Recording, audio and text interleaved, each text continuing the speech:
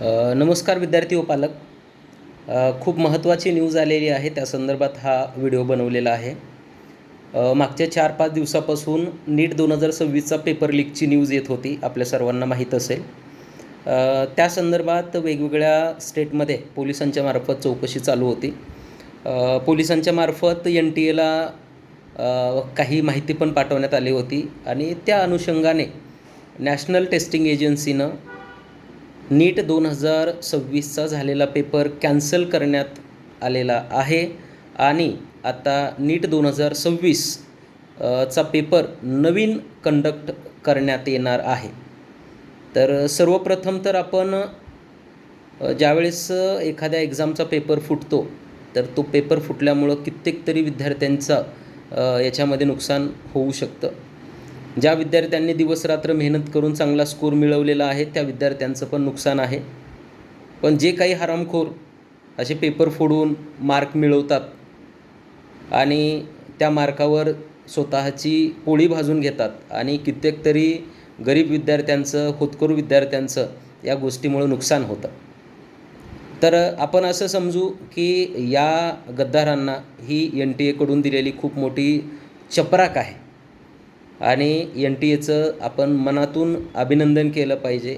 हुशार विद्यार्थ्यांना मला सांगायचं आहे, ज्यांनी मेहनत करून मार्क मिळवलेले आहेत, तुमच्या हक्काचे कष्टाचे मार्क आहेत आणि NTAनं एकदाच नाही तर अशा 4 वेळेसही एक्झाम परत कंडक्ट केल्या तरी तुम्ही तुमचा परफॉर्मन्स कॉन्स्टंट मेंटेन ठेवू शकता. ही ॲबिलिटी तुमच्या ब्रेनमध्ये डेव्हलप झालेली आहे. पण खरं मित्रांनो, या गद्दारांमुळे ज्यांच्यावर अन्याय होतो आहे त्यांच्यासाठी रिनीट होणं खूप आवश्यक आहे आणि ती घेत आहेत याचं खूप छान डिसिजन आहे, मला वैयक्तिक असं वाटतं. आपल्या क्लासेसच्या माध्यमातून तुम्ही पाहताय की आपण यावर्षी खूप मोठा रिझल्ट जनरेट केला होता आणि तो मेहनतीच्या जोरावर आपण रिझल्ट जनरेट केलेला होता. पण हरकत नाही, आपली इच्छाशक्ती अजूनही टिकून आहे. परत जरी एक्झाम झाले तरी आपण तेवढ्याच मोठ्या प्रयत्नाने जाण्याचा प्रयत्न करू आणि आपण आपलं जे ध्येय आहे ते नक्की अचीव करू.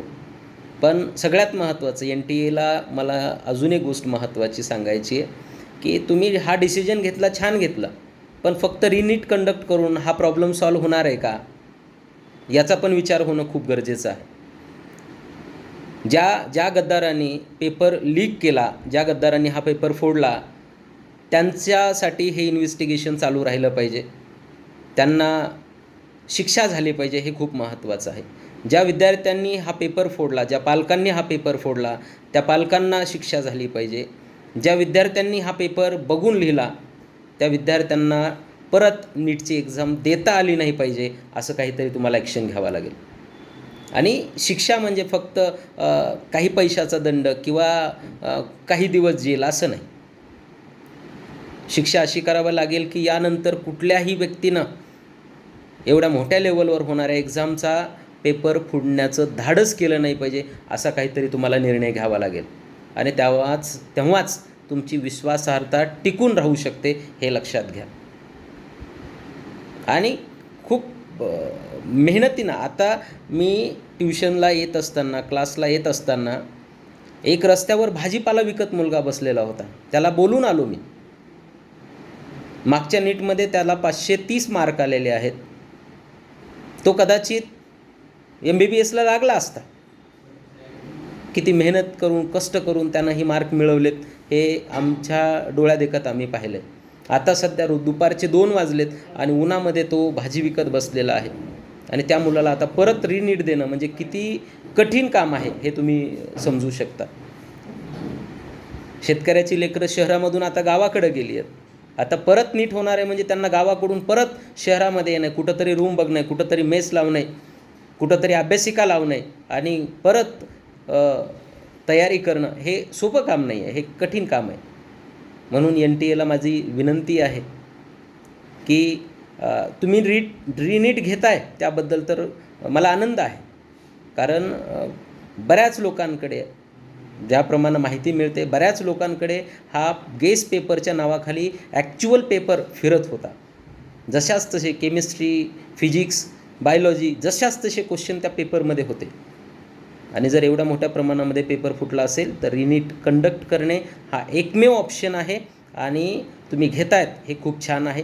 NTA नं जवळपास 1 महिन्याचा कालावधी विद्यार्थ्यांना प्रिपरेशन करण्यासाठी द्यावा आणि त्यानंतर एक्झाम कधीही कंडक्ट केली तरी चालू होऊ शकतं. आणि ज्या गद्दारांनी पेपर फुटला आहे त्यांच्यासाठी काहीतरी हायकोर्टामध्ये, सुप्रीम कोर्टामध्ये त्यांच्यासाठी काहीतरी प्रयोजन केलं पाहिजे आणि या गद्दारांना शिक्षा झाली पाहिजे याची काळजी घेणं गरजेचं आहे. माझ्या विद्यार्थ्यांना मी सांगेल की लवकरात लवकर अभ्यासिका जॉईन करायची आणि अभ्यासाला सुरुवात करायची. टेस्ट सिरीज लवकरच लॉन्च करू आणि ज्या पद्धतीनं आपण मागच्या नीटमध्ये यश मिळवलं आहे त्याच्यापेक्षाही मोठ्या प्रमाणामध्ये आपण या होणाऱ्या एक्झाममध्ये सक्सेस खेचून आणू.